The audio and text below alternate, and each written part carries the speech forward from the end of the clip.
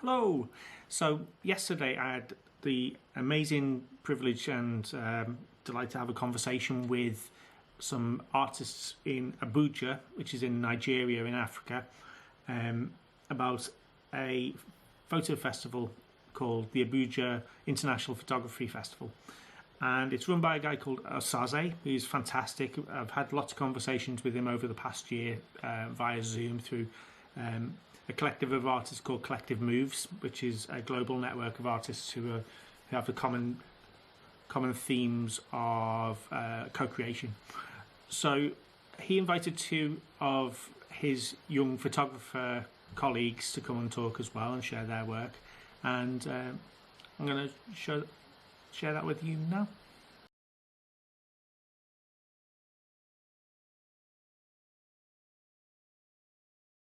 Abuja Photo Festival is a community of photographers in which they get to exhibit their ongoing projects or a group of work done together by a team. So I think the main purpose of Abuja Festival is for young photographers like us, where we get to connect other photographers and build a community. There we get to learn, we get to connect with international bodies where we get to work. By that, we get to, I think that's very, very, very important for upcoming photographers. We get to have our leg in the international body. So, Sheiks, you can also add your own comment. Amazing. And how long have you been a photographer? Professionally, 2 years. That's amazing. And when you're looking for stories to tell through photography, what are the things that interest you? Okay. Things that draw my attention, things that I'm part of, like let's say religion, entrepreneurship, about women, interesting stuff like that. And the things I don't really know anything about before. I love questions about that. Amazing. How about you? Okay. The things that I'm most interested in about photography. Oh, sorry. I started my own photography like 4 or 5 years ago, professionally. Right. So yeah. So one of the things that interested me the most was cultural issues and personal experience. And, I just love human being, humanity, stuff that people want to like, wow, want to know more about. I like to like get involved in new things. Are you getting me now? So I like cultural issues and environmental issues and health-related issues also. So I do a lot of assignments on my own personal project, and then that was how I met Ozazi actually. So it was part of the personal project, and when I get to be exhibited at Abuja International Photo Festival, so that was how we met. And right from that place, we started working together, probably like 2 or 3 projects now. So now really happy to meet everybody here today. Hopefully something nice will come out of here. Thank you. Yeah, it's great. It's really exciting to hear that the festival and the community of photographers where you are is growing and is expanding. And the thing I find really excited about the Abuja festival itself is that is the reclaiming of the narrative of African stories and African culture and those sorts of things through photography. Is really, it's gorgeous. It's really interesting. Wow. Can you tell me a little bit about the festival, where it started and where it is at the moment, and where you hope it will be in the future?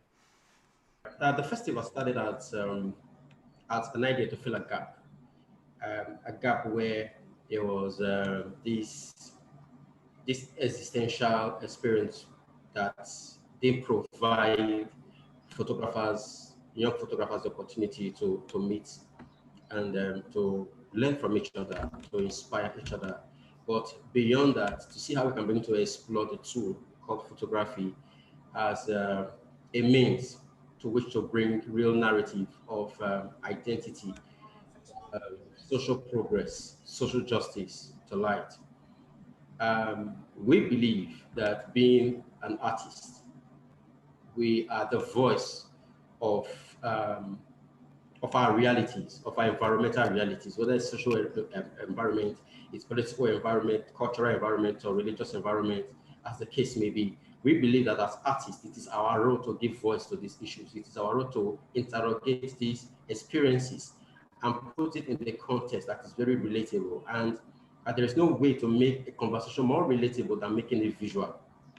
So we did not just want to create a system wherein young photographers meet and being mentored by established photographers, but also to see how we can begin to, as artists, be very active in shaping social conversations. So that was what inspired the photo festival in 2016. And we began planning for the first edition of the event in 2017. It was where we held the photo festival. I wish I could show some images of way back then. And now, between then and now, we've grown, we've evolved in a way that what we do, the core purpose, the core idea of what the photo festival is about, we've been on it. However, we are becoming more strategic, particularly in the area of exhibitions. Yes, we ask for entries, but the entries of the images that are shared and displayed, curated at the photo festival, are such that are thematic. For example, we've asked artists to do something on the need for quality water for people in the rural spaces, who are usually forgotten by government policies and implementation of those policies. Of course, it's easy to get lost in the things, the benefits and the privileges of living in a big city. But what about the old woman and the young girl and the young boy in our rural places? How are they surviving in the space where they have to travel miles, they have to walk miles by foot to access quality water? How are we calling our attention in a way that we can bring it our attention to some of these challenges, the issues of earth, the issue of the girl child? So our exhibitions have been built around asking artists to do images that speak to these issues. Aside the photo exhibition, we are also very big on building capacity. I have personally noticed over the years that a lot of young artists are passionate in telling these stories. But being passionate is different from being able to artistically express this passion. So that has helped us to be able to design the curriculum of our workshop and our master classes in a way that young artists are taking through the processes of what it means to artistically express yourself. So our master classes are deliberately designed in a way that will bring in established photographers who have done stuff at the global level to engage with young photographers, answer their questions, share knowledge, and properly guide them on how to accurately tell a good story.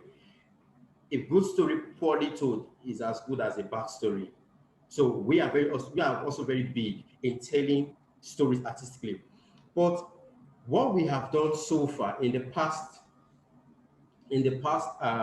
3 years, particularly in the first 3 edition, what we have done is have been talking about the arts and the artist. But last year, during the the height of COVID, we did something quite unique with the photo festival, which was to start looking at the economic and commercial side of art. As artists, it is very easy to keep creating, to keep making, to keep pushing stuff out there without understanding the business side of art. So the photo festival lasted, despite how challenging the COVID outbreak put the whole world. We were still able to have a virtual session where we had art entrepreneurs and art consultants to come share with young artists how to trade in that artistic business space. It was a 2 days experiment. We looked at the issue of branding, the issue of image rights, of how to sell your image in the global market and all of that. Yes, it began a conversation. Of course, there's no way we could have in 2 days had a complete conversation. under this, it's a wide subject. So it began a conversation that we are beginning to systematically create something more sustainable beyond that workshop, where we are beginning to connect young artists to markets beyond Nigeria, art dealers beyond Nigeria. Now, we have done all of those in the past 4 years. Now that we're beginning to plan for the 5th edition, it occurred to us that ideally, Photo Festival is not just an event for artists by artists. All right, we need to start using photography to engage the system, engage the citizens, engage the society in a more intentional way. So that had led us to come up with a plan this year where we are having a citywide photo festival, as it should be, wherein we take the photo festival to the people, artists meeting the people in the place where they are. So the citywide strategy that we have, the multi-campus strategy that we have, is to host the photo festival and photo exhibitions in public spaces. So we are collaborating with, yesterday I was at the Nile University. Nile is one of the top private universities in Nigeria, and they are housed in Abuja. So we're there yesterday, we're very happy to have us. And they gave us access to the campus to have it as one of the locations to hold the photo festival. They have about 6,000 students in the university, which is quite a very big market for us. So they said they're going to collaborate with us for us to curate some of our activities and exhibition at the campus. We're talking with the French Institute, also having there as one of the spots we're using for the photo festival.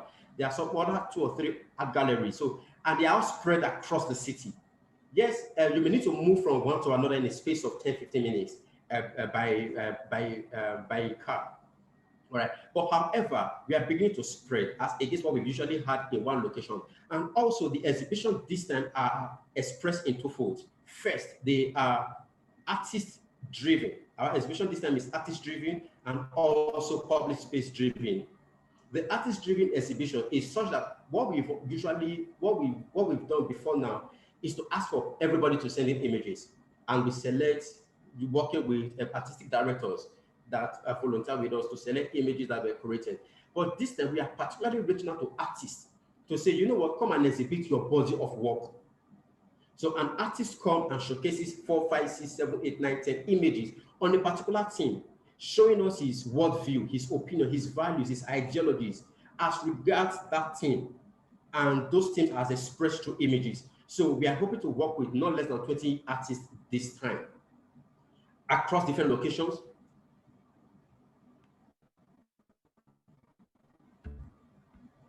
Hello, I can't hear you, Austin. I can hear you. When we finish this call, can you send me some images that I can overlay onto what we're talking about? I'll add them in. I'll edit them into this conversation. So a series of stuff. We'll pop that in. Yes. I'll check our hard drive and send images. Great, thank you. So talking about those artists, we've got 2 fantastic artists with us at the moment. Are they exhibiting this year? Is this part of the plan to kind of exhibit? Okay, yes. Or Taiwo, are you exhibiting this year?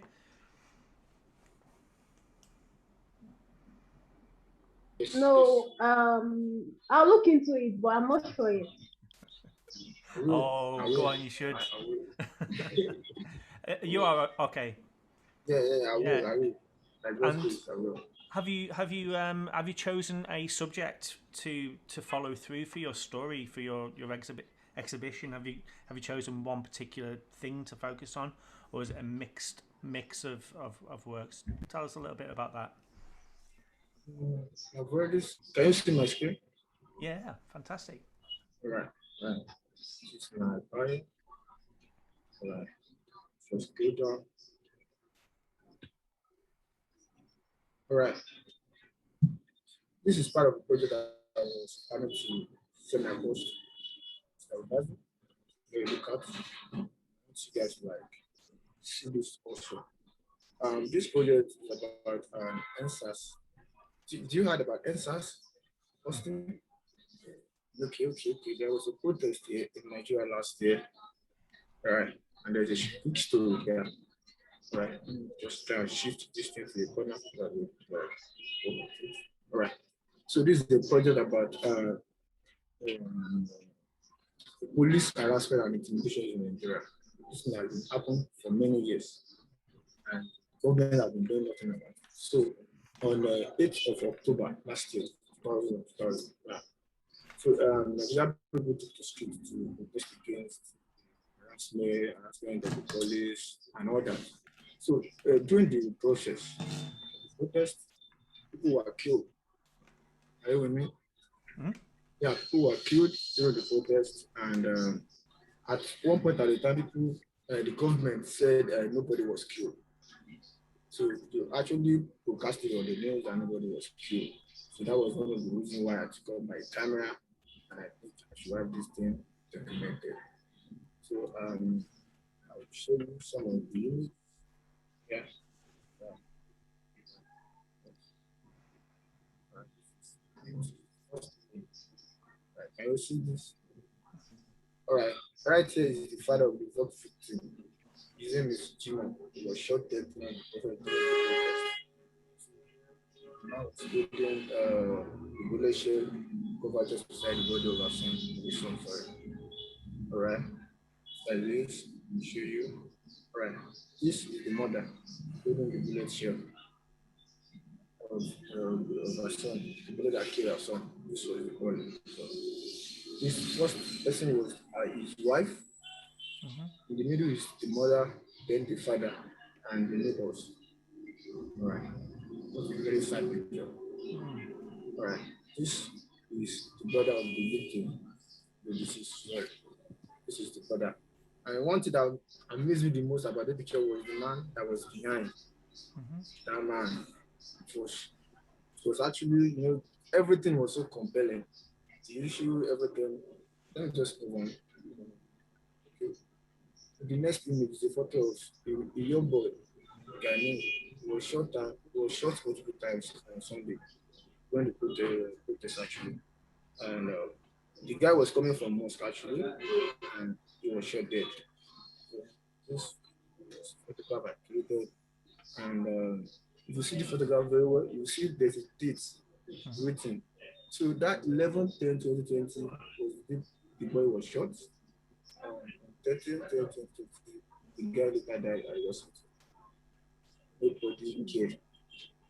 Nobody pretended as if nobody, not even one agent from the government, came down to these people.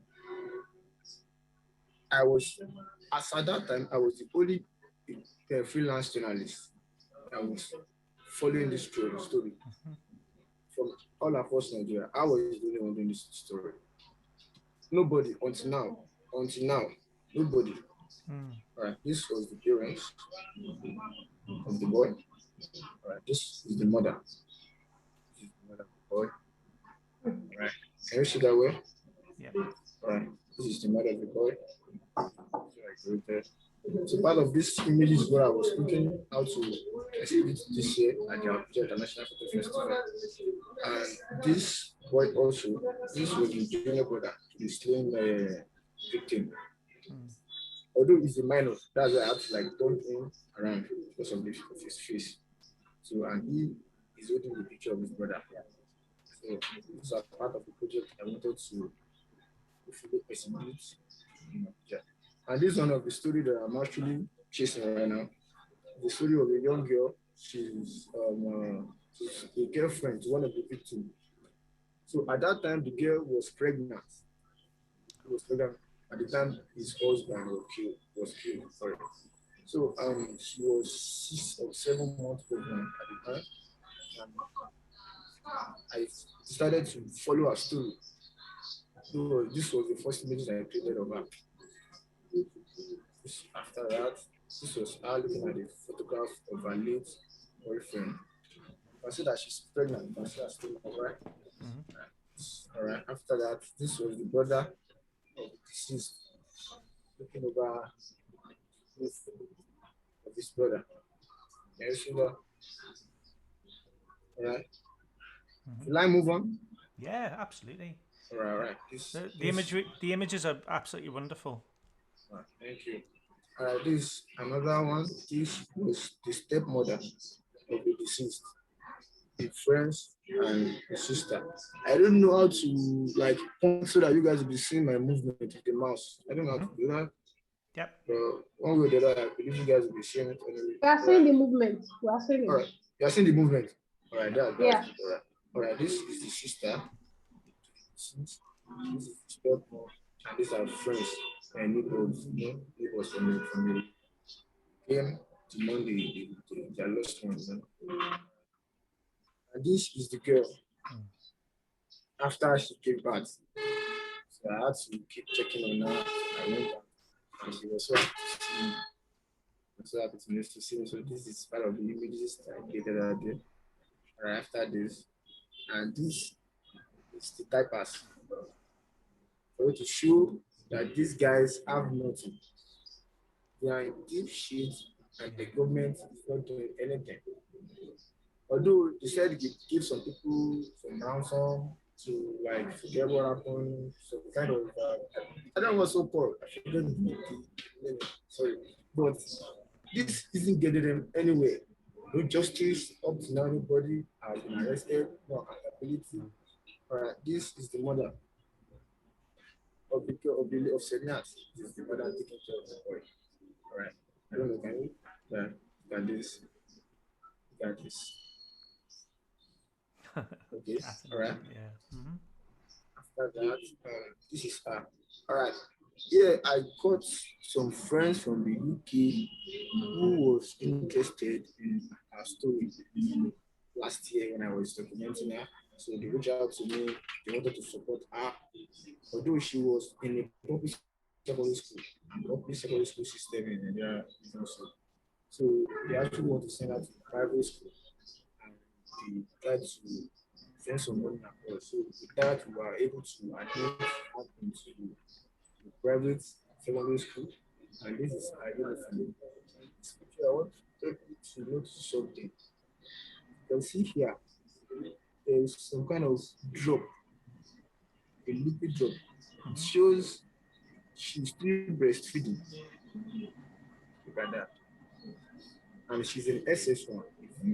If I don't know the level of how you guys do your own education back in the UK, but the level she is very, very young for what is going on, what she is going through. She is very, very young. All right. After that, let me show you. This is the mother again taking care of the boy. She actually gave back to the boy anyway. So this the bouncing baby boy. This is the boy. All right. And then move on. All right. There's this guy, Isaac. He's the only survivor of the important cases of the NSAS in Nigeria. So he was the only survivor out of 5 victims. As at that time, the boy is 13 years old, and he was on his way from church with his mom when the state bullet hit the boy. All right, this is the boy, the photograph of the boy. After the shooting, right, this is the photograph of sky, the moon. It's so sad to actually pick up my camera and shoot it. I've not been able to share this kind of image. I just have to put it up to it for probably one day. These people will send to the right channel. This after this is the one. If you look at the first one, you see something here, like kind of blue. And look at this. Look at this then. Okay. Like the bullet came right through here and here and came out here. The boy spent probably 2 or 3 weeks in the hospital. It was only God that saved this boy. Right from here, then we move on. This is the photograph of the boy. And you can see the chest, and there's a pattern, there's a door here. So there's a pattern, there's a uniform from the chest and here. So the idea was to showcase that the boy is suffering from malnutrition and this guy needs urgent attention. These are not the images you put on Instagram or Facebook. You just get there and probably fly away. No action is being taken. So when I was hoping this would get to the right channel, hopefully this was the boy. He was crying. I was so sad, I just have to do it. I just have to. But if I don't think nobody will do it. Because As at that time, things were tough in Nigeria. People are being kidnapped. Who knows who's kidnapping? Nobody does. Right. I followed the boy to the hospital. Yeah, he was taking the treatment at the hospital. So the NSAS project is a very big project, actually. We have that of a protest site, we have the victim site, and each victims have their own story. Are you getting me now? So each victim has their own story. This, I've shown you the story of Semiat, the story of Jivan, the first guy that was holding bullet, and this is the third person, the fourth person, the only survivor of the NSAS. All right. This is the boy and his mother. If you see here, yeah, the mother was saying something. Yeah, right. Okay, right. I never thought he could survive, but he did. God saved my son. I believe there's a purpose for it. That was her word to me when I met her. She was just crying. She said she thought he's gonna lose her son. And these are the kind of images you want the government to probably see the pain. Maybe one day this will move them to do something. Hopefully, maybe one day this will move them. But I don't think this is gonna happen anytime soon because we are open as a Nigerian, we are open. We are open. All right.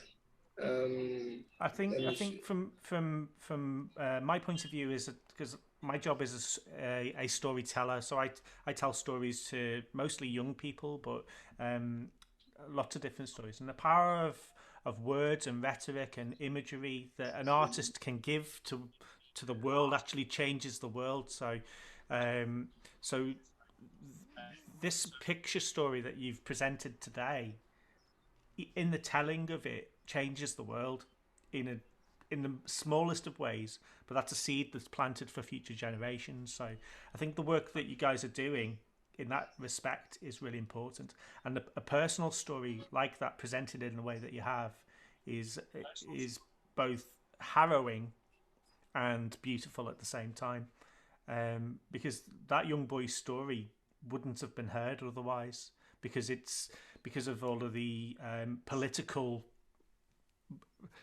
rubbish on top of things, and it's wonderful that you do that.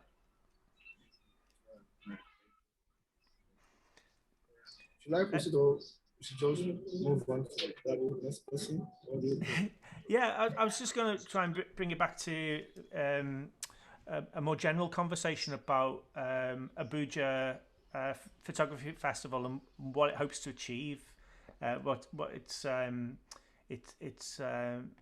large goals are. Asaze. Okay. Thank you, Austin. Excuse me, connected onto the device. Let me leave it.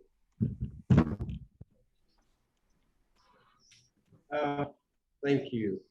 Taiwo, you're not going to show us your work. Hopefully you do that. But however, Austin, what we hope to achieve on the through Abuja Photo Festival, our goal it's twofold. One, let's give people a voice.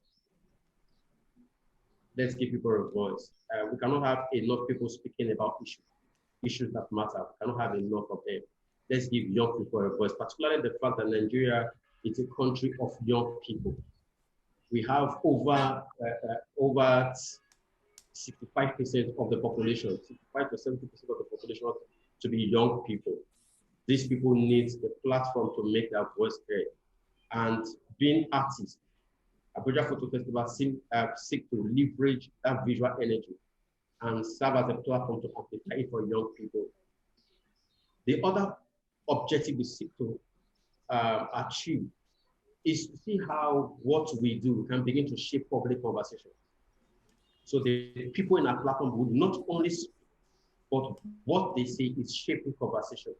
All right, now from the presentation just made, it doesn't material enough to engage the government way to get justice for the people that have been victimized by all of that just happened. So what we seek to do as a platform is to see how people like Taiwo and it hosts a lot of other young people out there get the opportunity to make their voice heard. So that's our goal and what we're working towards.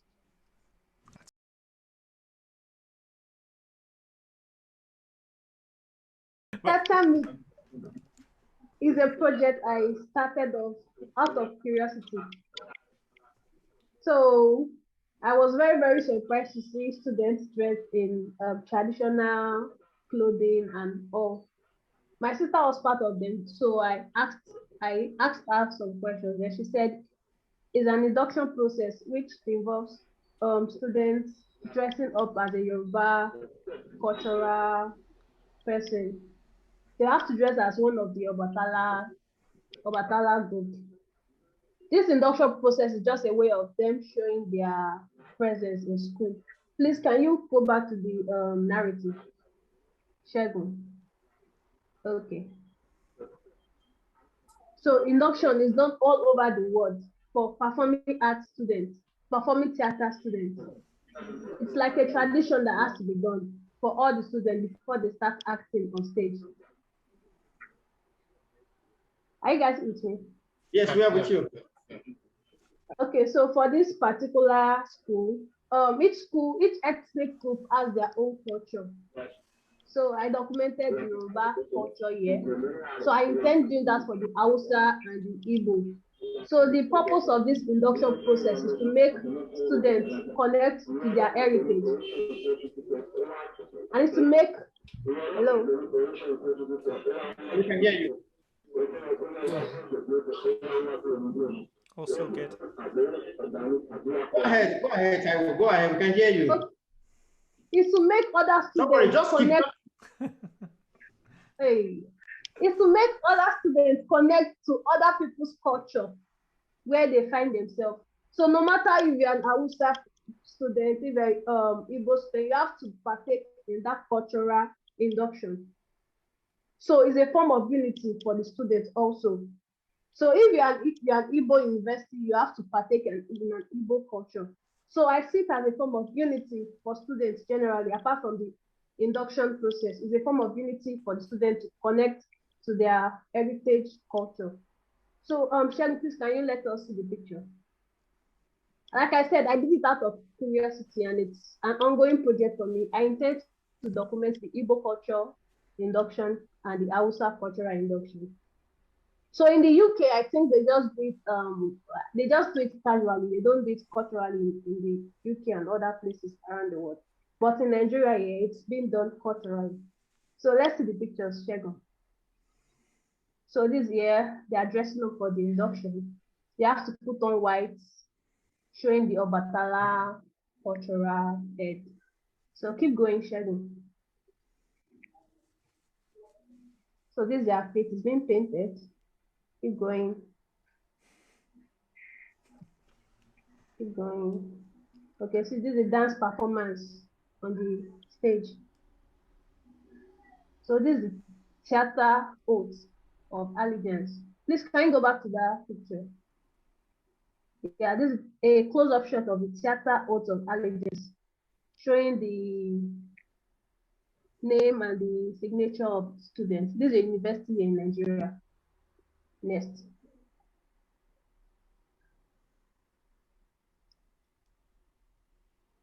Next. So the reason why I named the project Theater Meet is because the public seems this whole process is a spiritual stuff, and theater itself is an imitation of art. So they are trying to imitate culture, and there's no how you imitate something and it won't actually be a process of the activity.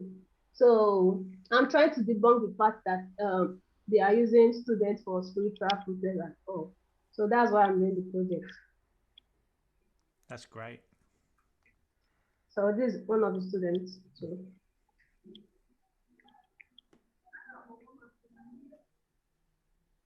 So that's all on Theater Meet.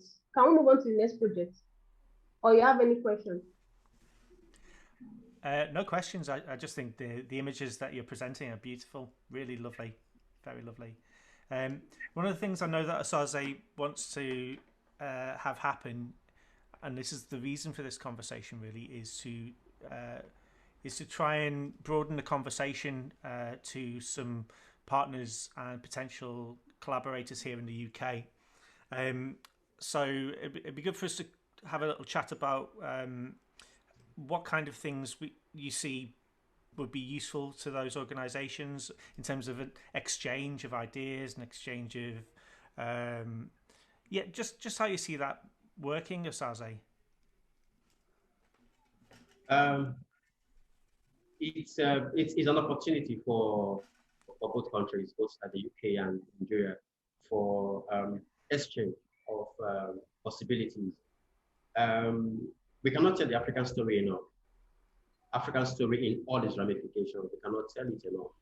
And we have, like you have seen, we have materials, and we're still creating materials about our identity, about our culture, about our struggles, about our realities, about our possibilities, about our everyday life.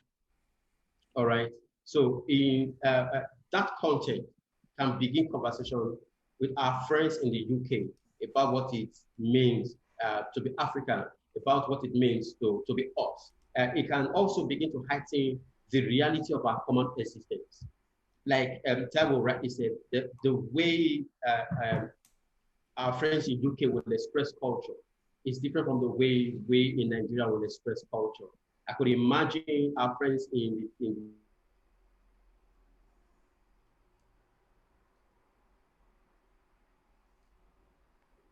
Oh, we've lost you for a moment, Osaze.